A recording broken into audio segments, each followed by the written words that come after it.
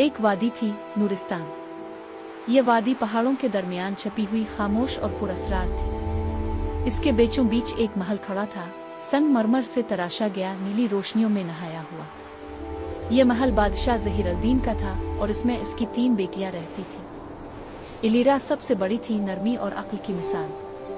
नारा का दिल बहादुरी से भरा था और सीरा सबसे छोटी, ख्वाब देखने वाली, नाजुक दिल वाली शहजादी थी। एक रात सीरा ने महल की बालकोनी से देखा, दरिया के पार सफेद रोशनी सी हरकत कर रही थी। जब इसने गौर से देखा तो वो एक सफेद भेड़िया था। इसकी आंखें नीली बिजली की तरह चमक रही थीं। अगले दिन इलीरा और नारा ने सीरा की बात सुनी और इसे ख्वाब समझकर हंस दी। लेकिन हर रात वो भेड़िया फिर आता, महल के करीब तक, जैसे किसी को तलाश कर रहा हो। एक रात सीरा बहादुरी से महल से निकल गई। चांदनी में वो सफेद भेड़िया उसके सामने आ खड़ा हुआ, लेकिन इसने हमला नहीं किया, बस खामोशी से अपनी नीली आंखों से इसे देखा। फिर आहिस्ता आहिस्ता इसके सामने एक शहजादा जाहिर हुआ, लंबे बाल, सफेद चुगा और आदास आंखें। इसका नाम था शहजादा रेयान। एक दिन शहजादी बोली, तुम पहले भेड़िया और फिर इंसान बने, ऐसा क्यों है? ये एक जादूगरनी की बद्दुआ का असर है। दिन को भेड़िया बन जाता हूँ और रात को मैं इंसान बन जाता हूँ। ये जादू तब ही टूट सकता था जब किसी पाक दिल की शहजादी इस पर यकीन करे और उसकी रूह को मोहब्बत से छू ले। सफेद भेड़िया रेयान दिन को महल के आसपास आता, शहजादियों से मिलता, लेकिन अपने राज छुपाता।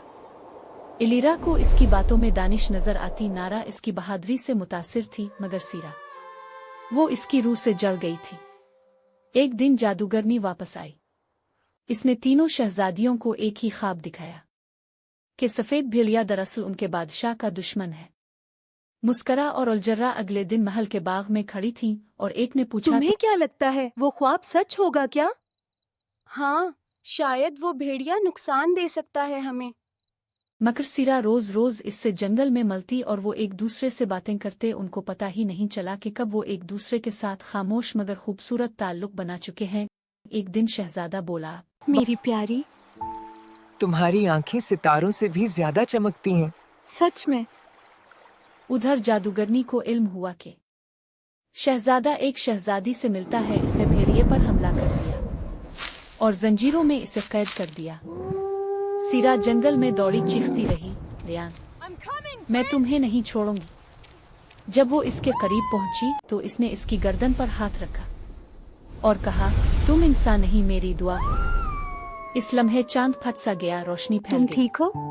रेयान का भेड़िए का रूप पिघल गया। जादूगरनी चीख कर हुआ में तहलील हो गई। रेयान का जादू खत्म हो गया। सफेद भेड़िया, जिसने कभी किसी को नुकसान नहीं पहुंचाया, अब एक नया बादशाह बनने के लिए तैयार था। सीरा इसकी मलिका बनी। दोनों पर फूल बरसाए गए और महल के राजा रानी कहलाए।